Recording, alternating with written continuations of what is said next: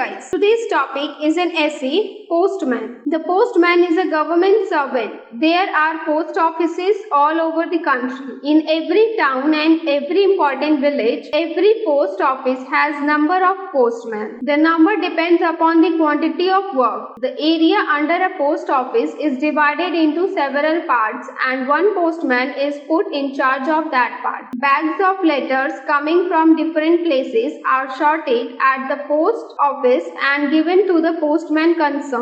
They put them in their leather bags to deliver the addresses. Each postman receives the money orders also from the master for delivery, also from the postmaster for delivery. There are registered letters and insured letters and ordinary parcels and insured parcels. He puts them all in the bag. If the parcel is a large one, he takes another bag with him. In large cities, the postal bus takes the postman round and leaves them in their respective circles. In smaller cities, the postman goes on cycle or on foot as it is comfortable to him. The postman is provided a khaki uniform to wear during his duty. On his duty, he appears quite an active man. We see a bag hanging by his left shoulder. He looks shabby in his dress. The postman leaves his home early in the morning and returns late at noon. He goes once more in the afternoon. For the season, he gets a very few holidays. Sunday is the only holiday we can enjoy rest. In the rural areas, the duty of a postman is harder. He has to cover long distance from village to village. There is danger of being robbed or attacked by bad characters. The pay of postman is small.